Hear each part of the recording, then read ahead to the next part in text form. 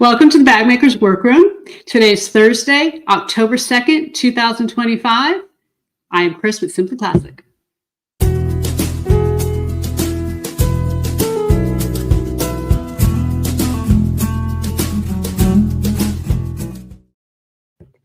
Hello, everyone. Thank you so much for joining us tonight. We had kind of a hectic day here. We didn't have internet all day long again. I don't know. Seems like there was some kind of big Comcast outage. We didn't have it at the warehouse. We didn't have it at the filming studio. We didn't have it anywhere. And so we were scrambling a little bit, and it came on a couple hours ago. So we are very happy to be here, but we're a little scattered. So anyway, we appreciate you joining us tonight. We go live every Thursday at 7 p.m. Eastern. If you can't join us live, watch the recording on YouTube at any time. Make sure to subscribe and click the bell icon to be notified when I post a new video or when we go live. So I want to say hi to Kat. She says, looking forward to this every week. It's a great time to relax and learn, and we appreciate that so much. Deborah G says, I made my sister a Zara bag for her 90th birthday, and she just loves it. That's fantastic. And then Marcia says, hello from Trinidad. Oh, wow. Thank you so much for joining us. Wow, that is fantastic. It's amazing how technology can really get us to every corner of the world. And again, we really appreciate it. So our theme today is faux leather, and here's what we have planned. We're going to start by going over what's new in the Simply Classic Scoop and what's going on behind the scenes. I'll also show you our pattern of the week, which is the Cianna, which is what you see here and up top. We'll go over some perfect pairings for the Cianna. We'll then talk about the history of faux leather in the Thursday thread. I'll explain how to choose the right faux leather for your project. We'll look at some designer bag inspiration, and then we'll feature our customers' bags in Artistry Avenue. At the end, if we have time, we'll do a Q&A and a pattern giveaway. So as a reminder, if you have any questions during the live stream, ask them in the YouTube chat. Please take a second to click the thumbs up button below so we can reach more people. So now it's time for the Simply Classic Scoop, and this is where we kind of talk about what's new here at Simply Classic.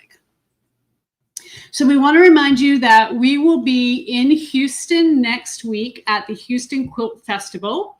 We did receive 10 free tickets. I think we have 5 left. So if you are going, just email share@simplyclassic.net and let us know your mailing address and how many tickets you'll need, and we'll get them sent out to you right away. Since I'll be in Houston next week, the Bag Maker's Workroom episode will be pre-recorded. It's going to start at the usual time, 7 p.m. Eastern on Thursday, and Cianna will be there to help answer any questions in the chat.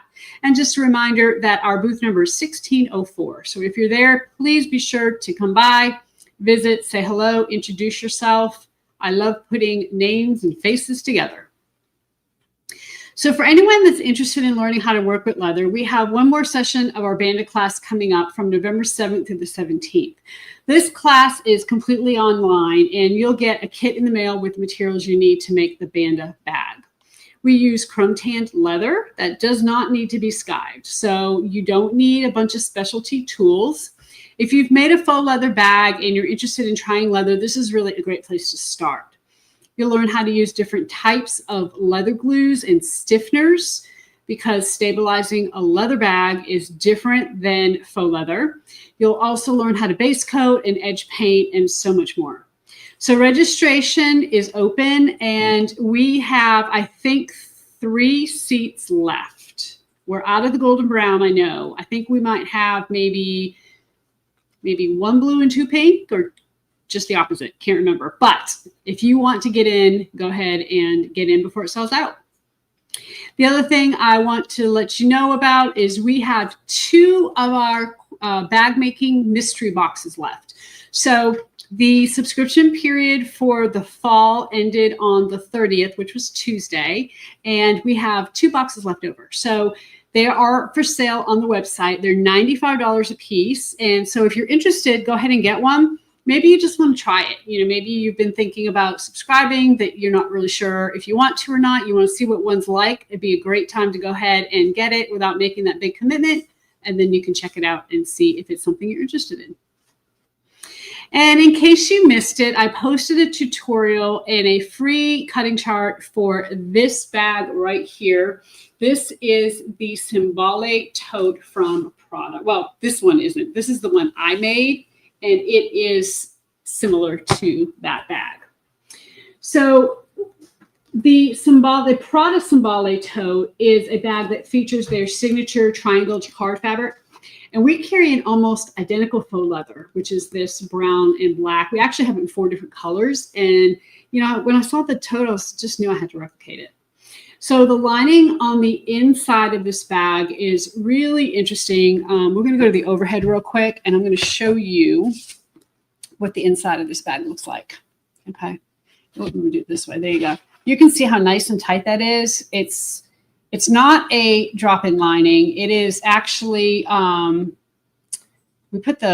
we don't turn it either. You put it together totally different. So check out the video if you're interested. But one thing I want to show you is that Prada makes their upper linings bigger, and they put their zipper pocket on the upper lining like you see here.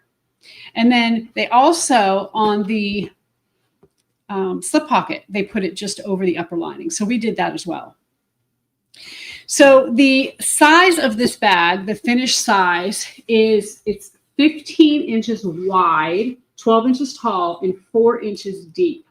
It has minimal hardware. Look at no purse feet, okay? No rivets, no swivel clasps, no rings, no nothing. The only hardware you need is a zipper pull and a zipper, and that's it. They don't have any key fob in here. They have, I mean, nothing, okay? It's amazing to me how a $3,500 bag can be so minimal, but it is. They don't even have a zipper closure on the top of it, so we didn't do that in the video either. So if you're interested in this bag and seeing give you all the, again, the measurements, everything is on the video, and included in the link below is the video that you can watch. It's really, it's a fun bag. I recommend an industrial machine. And the reason why is not because of the faux leather necessarily, it's fairly thin, but because of the way we put the bag together and how it's constructed and the way some of the seams are done. I really think that an industrial machine is going to be very helpful. And then in addition, I also think a cylinder arm machine would be very helpful because of the way we put the bag together. And I'll show you how to do all that in the video. Now, if you're using a domestic machine, I suggest some modifications, and that is also in the video description. Okay, don't go over that in the video, but I do talk about it in the video description. So the video and this faux leather are both linked again in the description for you below if you want to go ahead and check that out. So before we move on, Jack says, so I know it's not a true Prada fashion, but could you sneak in a hidden snap on the top? Absolutely, yes. If I had to do it again, I'll talk about a couple of things I'd do differently. Number one is I would definitely put purse feet, because I think a bag this size warrants purse feet. I would also probably make the handles a little bit larger. I can put this on my shoulder, but it's tight. Okay, if I was wearing a sweater or a coat, I wouldn't be able to put it on my shoulder. And then absolutely, I would put some kind of closure on here. A couple of people have asked me about a zipper placket already. You know, I mean, you can do it. I don't know that I would. I think instead, I would do exactly what you recommend, Jack. I would just go ahead and put magnetic snap maybe here and here, and that way it'll snap closed and hold that closed like that. Okay, I think that'd be perfect. So a great suggestion, great question. That's what I would do if I do it again. A lot of times when I do these dupes, I try to really look at what the designer does and copy it as best I can. So that's the reason why some of the things I just mentioned weren't in there. But, you know, once you make a bag and you take a look at it and decide what you like and don't like, you can change it and do whatever you want. And that's why we sew, right? So we can make it our own. So before we move on, we need to pick our giveaway winner from last week's episode. Every week, we give away a PDF pattern to one live viewer and another pattern to someone watching the replay. So we have the name of everyone who entered here, and I'm going to draw a winner. The person will get a PDF pattern for the Roseanne, which was our pattern of the week last week. So to enter, we asked you to share your first name and your favorite part of last week's episode. So I have the winners here. I'm going to go ahead and pick one.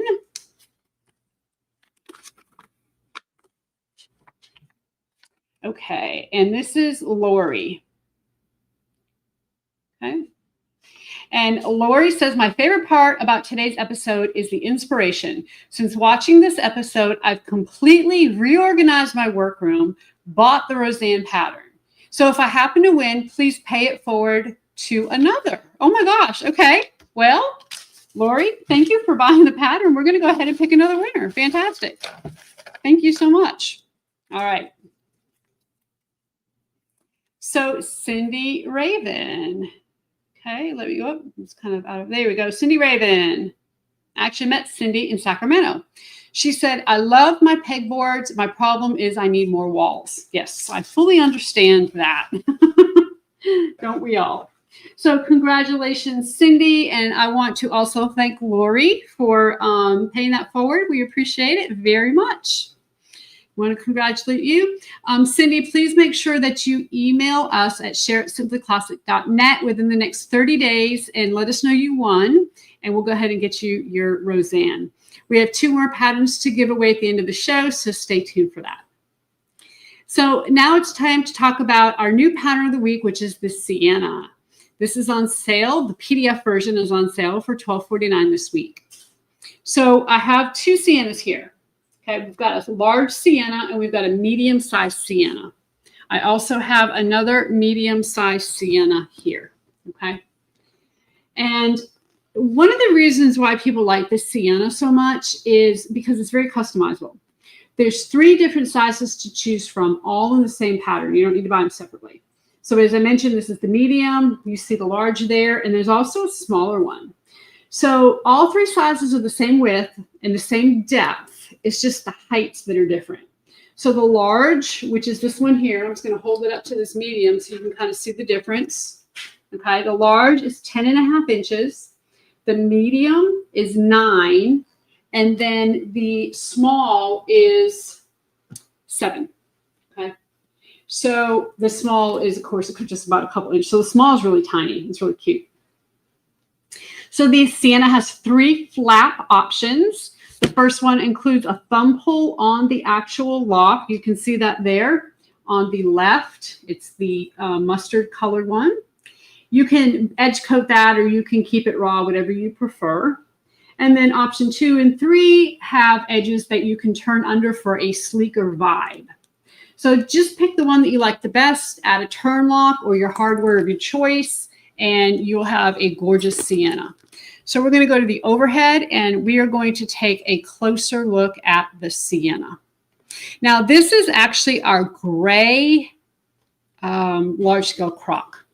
Okay, you can see we have a what they call a barrel or a slim thumb lock here, and this particular one has the actual thumb pull. So when I hit this, I can take and pull this out. You can't really use this thumb pull with the other 2 that you don't base coat or edge paint the sides or leave raw, because it gets too thick. Okay, so just kind of an FYI there. If you want to use this thumb pull, you need to use option 1 on the flap. It has 2 snaps here at the top, and then inside we have a zipper pocket on one side. We have a slip pocket here on the other. I have seen a lot of people do a lot of different things with the Cianna.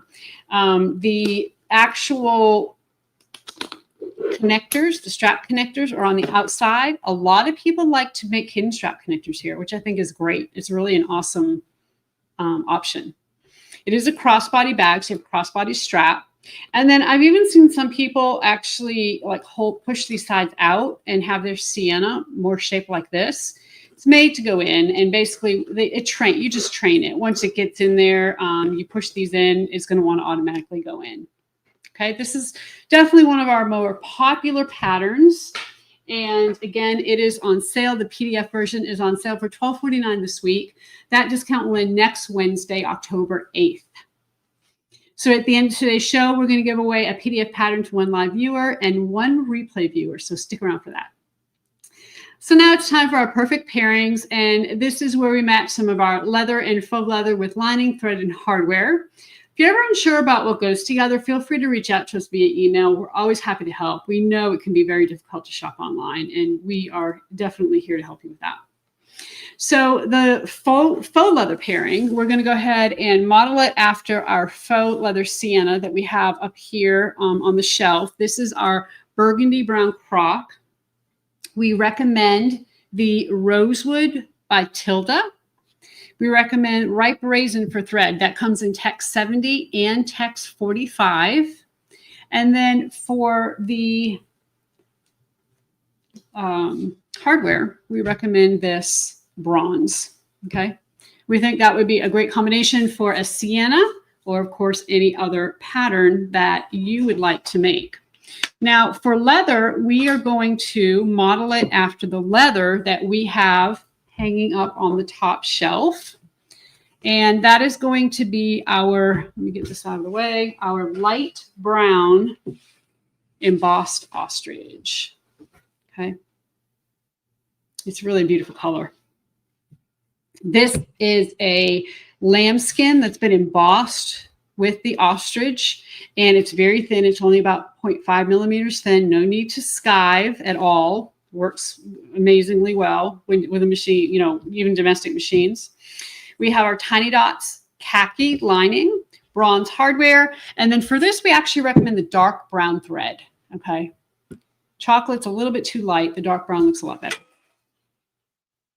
So again, we think that this would look amazing with a Cianna or any other bag that you might be making. They are amazing options and gorgeous faux leather and leather. Of course, leather, love it. That's one of my favorites. So just to remind you, the Cianna is $12.49 this week, PDF version, and the light brown embossed ostrich leather is 10% off this week. So if you're interested, you need to go ahead and grab one. So we're going to move on to the Thursday thread, and the Thursday thread is where we tell you a sewing story, either from my life, your life, or some sewing history. And today I want to talk to you about the history of faux leather and some of the different kinds of faux leather out there. So as far back as the 1700s, indigenous people in South America used rubber trees to create faux leather. They extracted the rubber latex from the tree to create a waterproof coating on cloth, and then they used to smoke it to blacken it so it looked like leather. The first commercial faux leather was invented in the late 1800s in Germany. It was made out of tree pulp, and it was processed and pressed into a sheet of leather-like material. It wasn't until World War II that it really became popular because leather was rationed during the war. However, it breaks down when it gets wet, so it was far from a perfect alternative to real leather. In 1914, the first rubber-based faux was patented in Naugatuck, Connecticut. And it was given the name Naugahyde. And that might be familiar to some of you because Naugahyde was very popular in the 1950s and 1960s. Its popularity was partly thanks to a marketing campaign using this kind of fictional character you see here called the Naga. If anyone remembers these ads, I am sure that you will remember that little creature there. Yep. Leanna says, I remember Naugahyde. In 1950, a new product called Fabricoid was invented by DuPont here in the US. It was a cloth covered with proxylene jelly, which was basically a solution that coated it and gave it like a pigment. And this is the patent for that invention.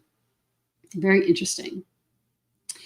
And here's some photos of the Fabricoid, what it actually looked like. They were able to achieve a lot of different textures, which was pretty cool. But it wasn't until the 20s and the 30s that we started to get the plastic-based faux leather that we know today.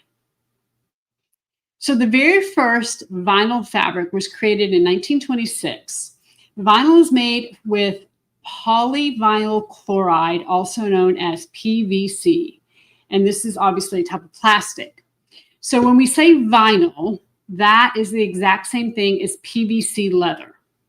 It quickly became the most popular leather alternative on the market, especially for upholstery.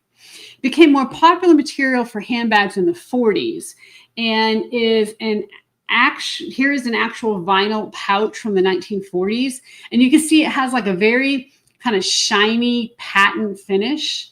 And of course, not all vinyl is shiny like that, but these days it comes in so many more different finishes and colors. But this was interesting. We found this and we always like looking at these pictures. So the other type of faux leather that we still use today is made with polyurethane, like PU is what they call it. And PU was invented in the 1930s, but it was originally used to coat military aircrafts, believe it or not make fabric. The first PU leather was introduced in the 1960s, and this bag is from that era. PU leather is more breathable and flexible than PVC, but it isn't durable. So I'll talk more about the differences in just a bit. These days, a lot of faux leather is made from something called semi-PU. It's a blend of PU and PVC on a fabric backing. It's kind of the best of both worlds because it's flexible, it's soft, and it's durable. Most of our faux leather is a semi-PU. There are other types of faux leather too, like silicone and plant-based faux leathers. However, vinyl is by far the most common. PU is the second most common. We talked about plant-based leather back in May, so we linked that episode down below if you're curious. These leathers are made of, there are leathers made of like mushroom and cacti and tomatoes and grapes and all kinds of cool things. And I even showed you some examples. So give that a watch if you're interested. But while we're on the topic of plant-based faux, I want to talk about the term vegan leather because, you know, a lot of people ask me, is that vegan leather? And the fact is that vegan leather is a marketing term to make all faux leather sound fancier, okay? Almost all faux leather is vegan by default because vegan just means it's made without animal products.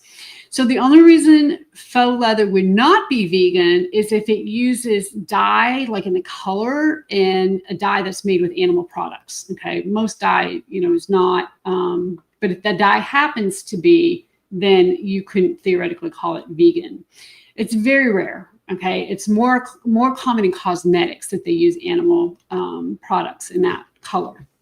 So it's fair to say that faux leather and vegan are basically synonyms.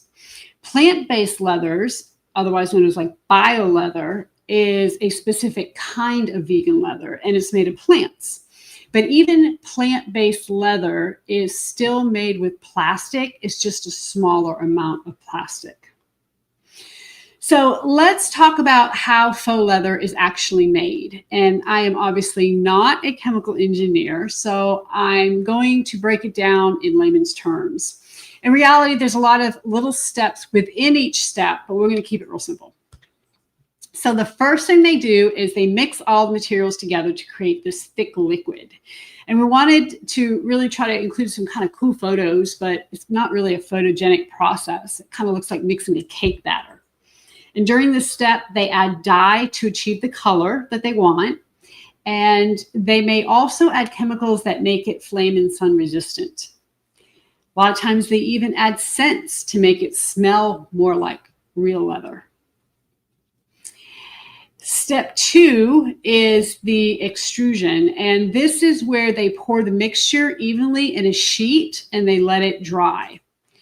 So I hope this kind of gives you the idea. It's not the best photo, but it's the only one we could find. And usually they add the liquid in 2 layers. One layer has an added ingredient that makes it more durable and helps it rise, again, almost like a cake. So it's got a little more body to it. They also add the fabric backing at this step. They usually use like a rough and porous fabric so it binds to the liquid. And, you know, it can be cotton, polyester, knit, or woven. Knit backing is more flexible and stretchy, and it's easier to turn. Woven backing is more durable and less flexible. And less common types of backing include bonded leather, vinyl, paper, and mesh.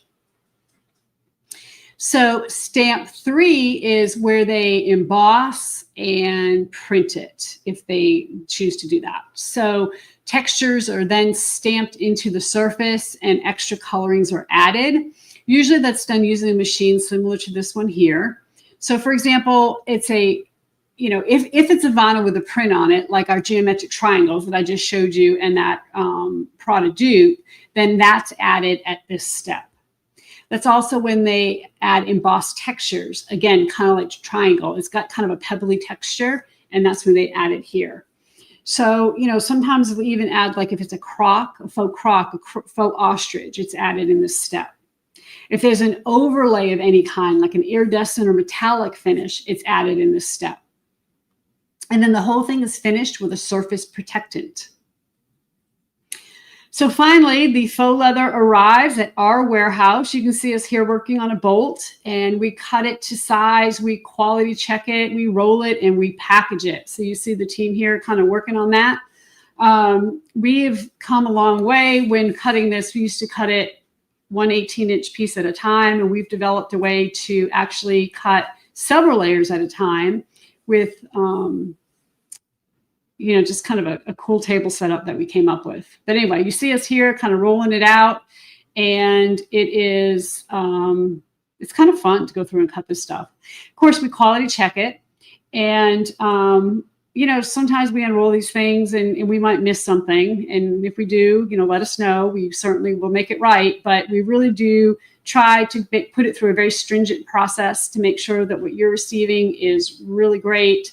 And a lot of times when we have those faux leather mystery boxes, it's those rolls that might have a little mark on it here or there that we don't really approve of. Okay, and that's where they come from. Now, to be totally transparent with you, I don't know the exact content of our faux leather. For most products, I can tell you if it's PU, if it's semi-PU, or if it's vinyl. Like I can tell you that. But I don't have an exact breakdown of the percentages.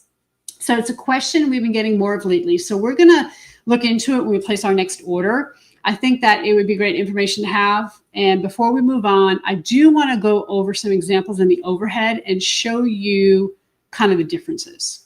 Okay. So here we have our geometric triangle. This is the same thing I did that Prada out of. And this is a PVC. Okay. This is a vinyl. And the reason why I can tell is because it's got a stiffer feel to it. Now, it's not stiff by any means. You can see I can fold this in half, but if I try to bunch it up, it doesn't fold over on itself very easily. Okay. So this definitely here is a vinyl. Our geometric waves are also what I would call a vinyl. Okay, it's just got a little stiffer feel to it.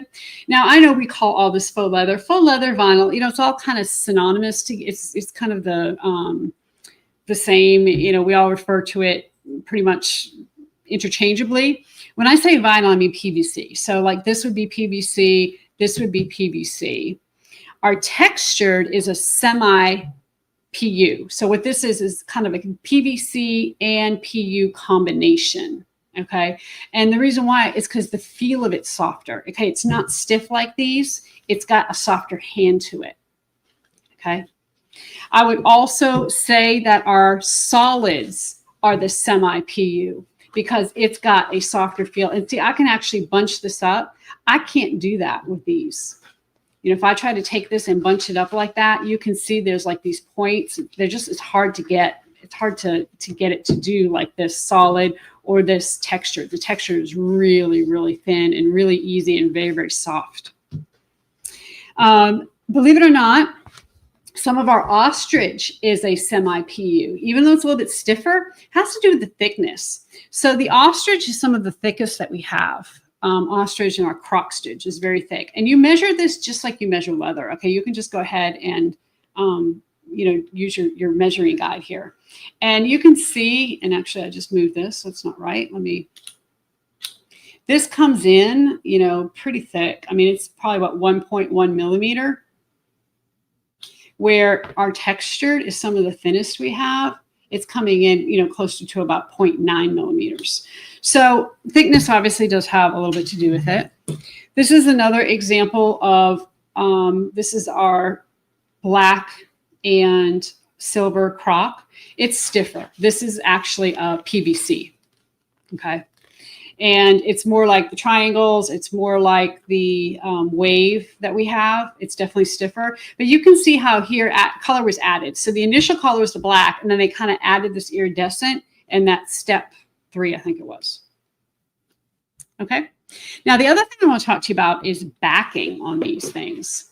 So the backing on all of these is more of a, what I would consider knit backing. It's like almost like a, what can I call this? Felt, but it's not really felt, okay? But it's more of a knit type backing.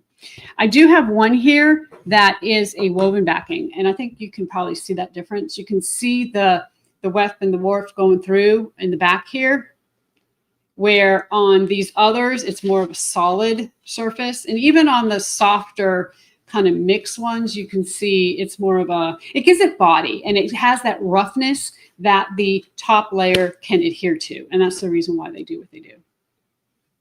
Okay.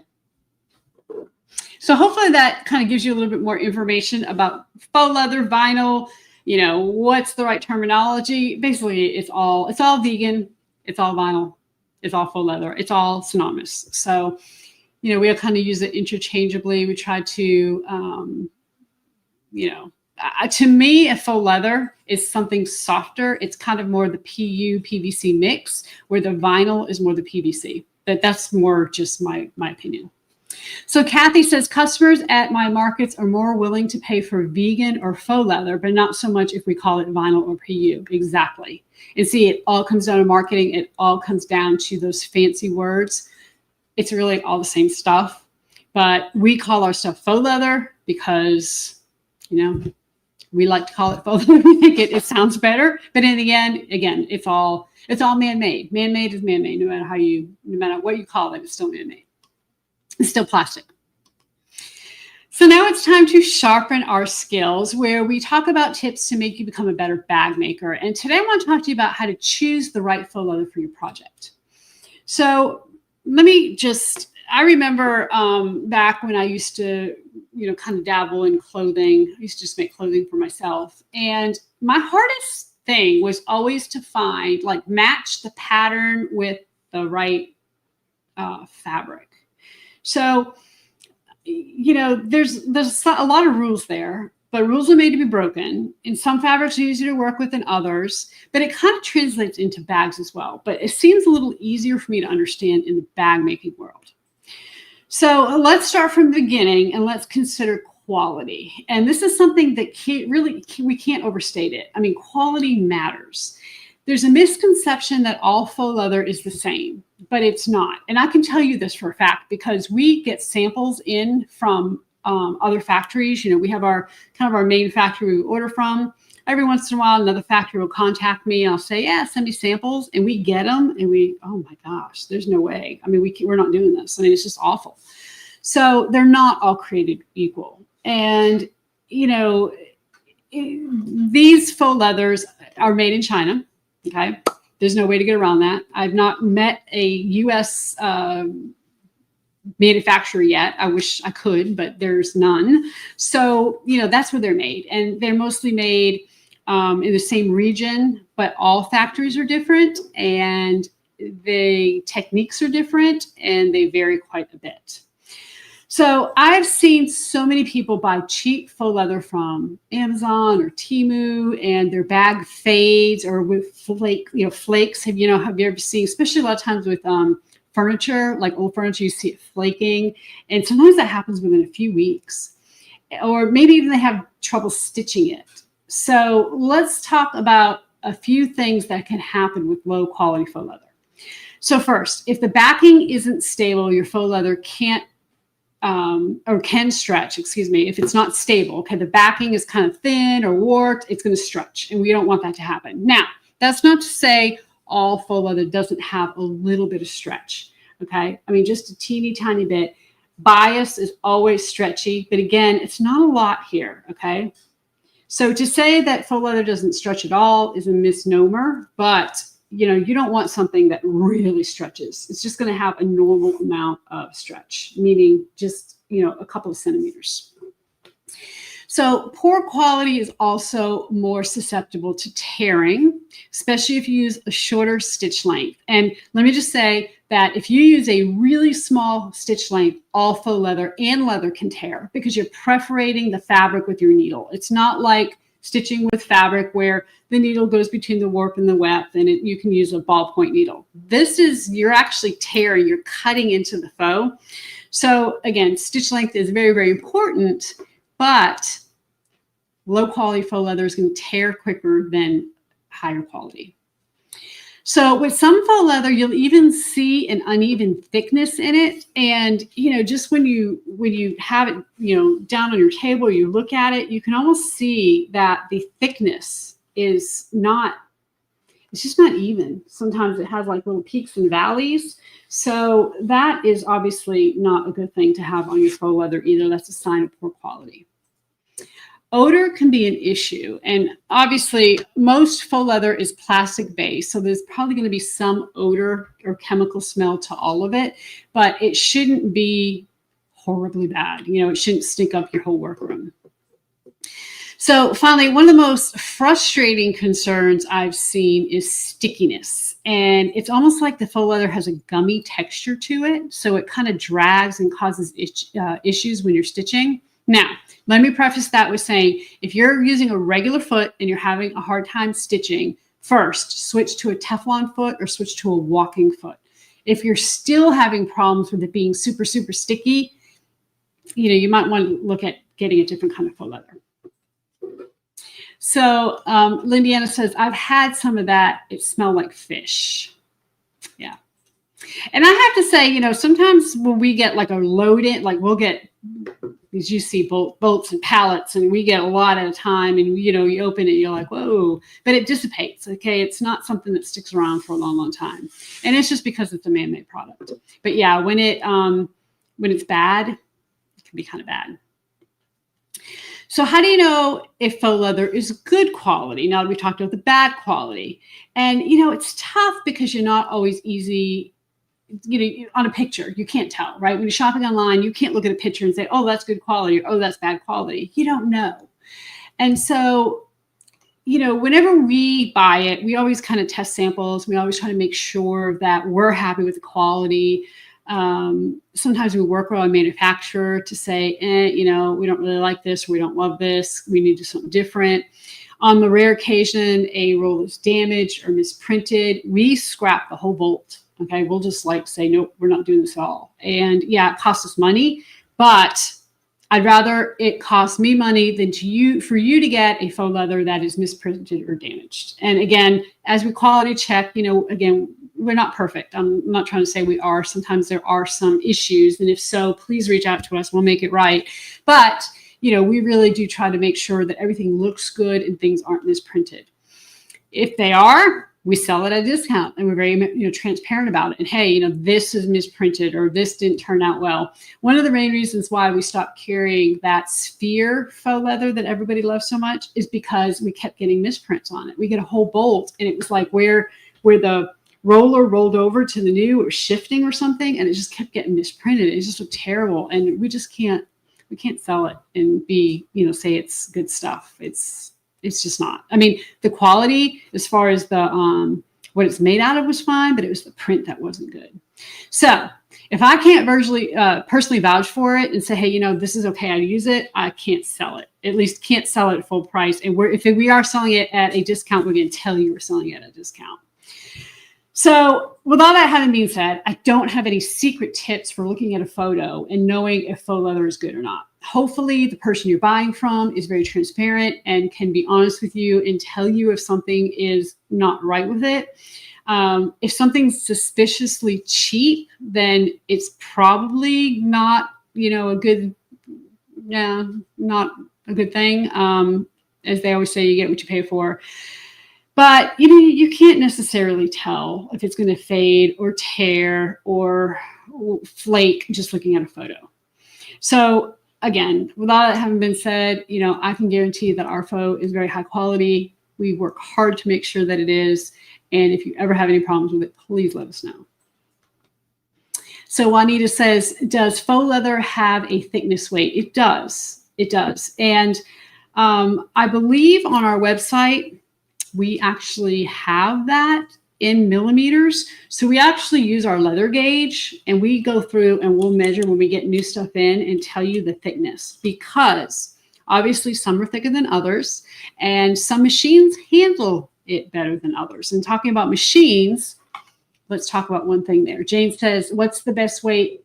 What is the best weight? Is faux leather the best?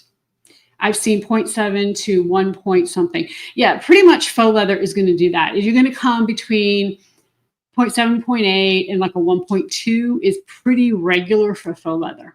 Yeah, that's good question. And anything thinner than that is usually not as good of, in my opinion, as good of quality. Okay. I think that's fair. So let's talk about machines for a minute. So most faux leather is, it's relatively thin. Again, we just talked about that 1 millimeter, roughly, give or take a few, millimeters up or down. And it can be sewn on most sewing machines, but it also depends on how many layers you need to stitch through for a particular pattern.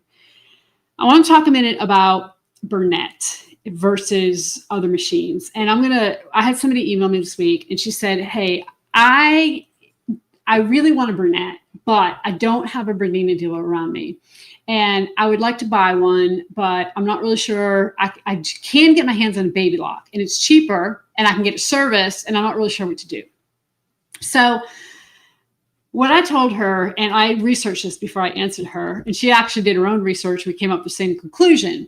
The Burnett has a DC motor. The DC motor has, without getting into a lot of technical things that I don't even understand, it's a much stronger motor, has a lot more torque, is a lot better in stitching evenly.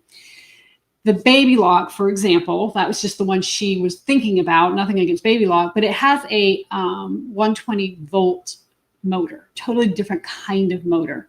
Great for quilting, great for garment sewing, not so great for bag making. So a lot of times when we talk about these different machines, Burnett HD9, the Janome HD9, the GPTL18s, it's the motor that really makes the difference. And a lot of the quilting machines that we see and use today don't have that DC motor. The industrial machines have those servo motors. Again, totally different kind of motor, but it's a motor that works well with the thicker products. Okay. Now, with all that having been said, let's talk about the pattern itself, because some bags are harder to turn than others, and thicker materials will make it even harder to do so. Other considerations is the type of bag it is. So for instance, a slouchy bag like the Lusso, it's got kind of a slouch to it. You don't want to use a thicker ostrich to do that. You're going to want to use maybe a thinner suede or textured to make that bag. Okay. But like this tote here, the kind of stiffer PVC faux that I used was perfect for it.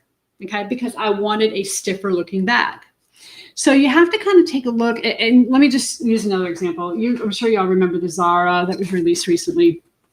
The Zara has this flap with no snap, right? It's just a flap that just kind of flaps down. I used the solid faux leather on this, or I used the texture on this, on the flap. No stabilizer on the flap. A lot of people are wanting to put a snap here, and possibly the reason why they feel like they need to put a snap is because they didn't use the right kind of faux leather for the flap. They're not using something that will flap down that has a lot of slouch to it. Okay. So just, when you're looking at matching patterns with faux, think about the drape, think about the structure. An evening bag, maybe like the Busta, is something that you're going to, oops, I'm throwing things. Sorry, guys. Let me grab this. The Busta, more structured, okay? It's a very thin bag. It doesn't have any drape. It's, something you want stiff.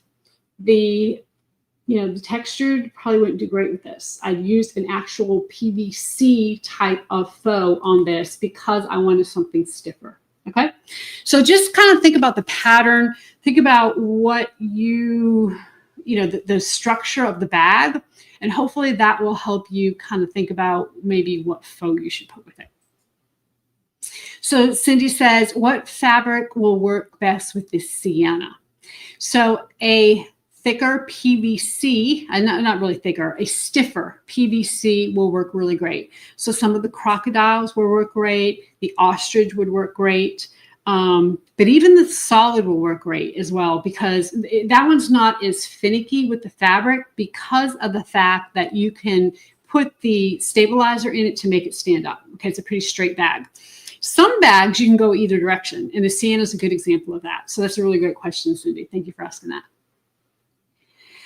So we are going to move on to designer bag inspiration. And this is where we show you photos, and we want to look at some different bags that fit our theme today. And these are some luxury faux leather bags.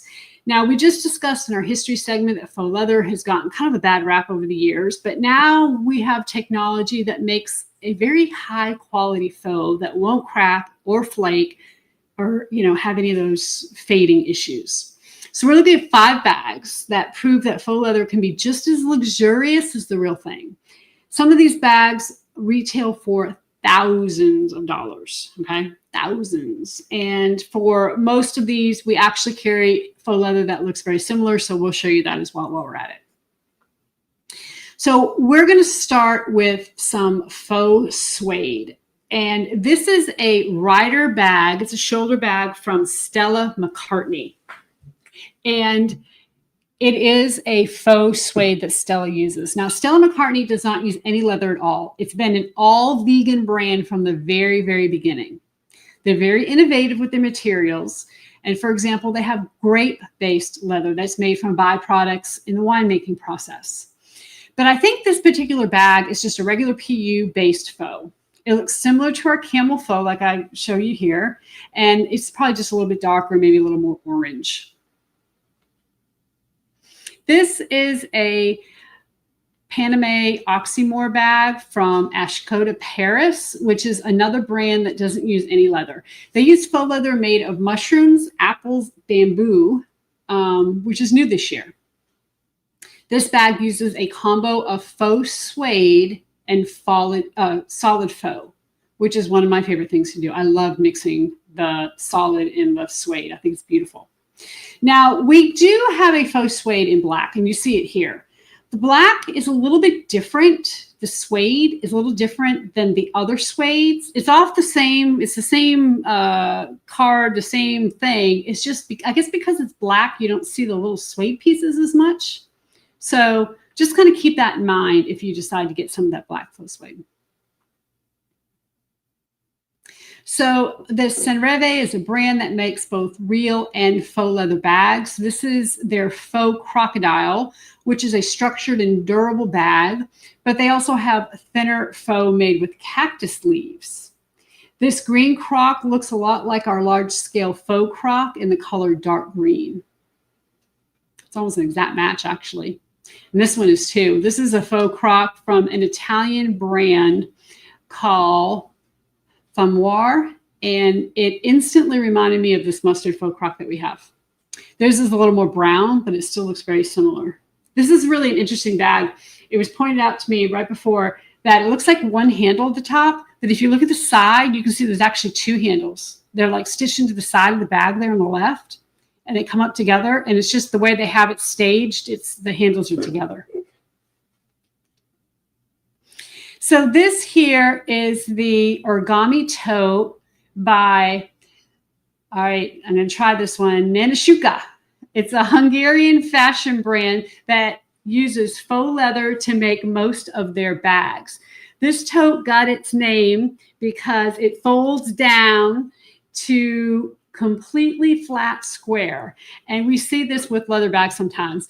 It's much less common with faux leather though. They also use what they call a marrow stitching to get this kind of crochet effect. I think they're trying to kind of mimic the puzzle bag by Loewe. It's really an interesting, I like the look of it. I'm really interested to see what they lined it with, because a lot of times these puzzle bags, you can't line them. At least I don't see how you can line them, because then they won't lay flat. And so we tried to find a picture of the inside of this one. We couldn't find it. We're going to probably keep looking. So I hope that kind of gives you a little inspiration and shows you that faux leather can be just as luxurious as real leather and just as expensive. And let me just say one other thing. I always say, and I'm sure you've heard me say this before, there is a time and a place for everything. So if I'm going to the beach, I'm going to take my faux leather bag.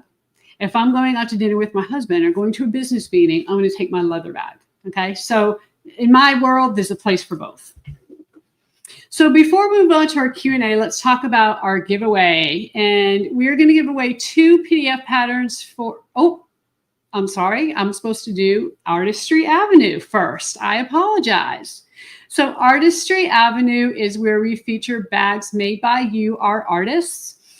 If we choose your bag, you get to email us at share@simplyclassic.net and pick a PDF pattern of your choice. Okay, this is open worldwide. So make sure you post your makes on the Simply Classic Facebook group or send an email to share@simplyclassic.net. So let's take a look at this week's artists. So Lisa Cox made this Cianna, and I met Lisa in Sacramento. She is lovely, and her bags are lovely. Look at how beautiful this is. I love the purple, and I love it with that black. It is absolutely gorgeous. Great job, Lisa. Sharon made this Cianna, and we actually have a little bit of this left. This is a faux leather that has been discontinued, and this is the only color we have left is the pink and black. And look at how beautiful it is on a bag. She did excellent with this. Love this Cianna. Absolutely gorgeous. And then Deborah Kelly made this gorgeous Cianna. This is the small size. Look at how cute it is. It's so little. I love how she did this. We actually had a live sew along with the Cianna. We did it over Zoom. And I think we did it, I don't know, it was probably back in the spring. And she actually made this during the sew along. Did a fantastic job.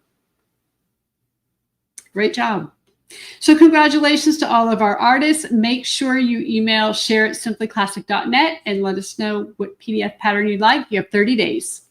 We'd love to give you what you would like. So before we move on to our Q&A, let's talk about our giveaways. We're giving away 2 PDF patterns for the Cianna. We'll choose one from our live stream winner and one from the chat. So if you're watching live on Thursday, here's how to enter. Enter the word prize, P-R-I-Z-E, in the chat, prize. Just enter one time. We'll let the computer pick a winner, and we will do that while we do our Q&A. If you're watching the replay, you can also enter to win. Go to the replay video. Don't leave it here. Make sure you go over to that replay video and leave a comment that includes 2 things, your first name and your favorite Simply Classic pattern. And I've asked this before, but we've released some new ones since then. So I really want to know which is your favorite, because, you know, it might change. And you have until October 15th to enter. And because next week's episode will be pre-recorded since I'll be in Houston, we'll randomly choose a winner on the live stream in 2 weeks.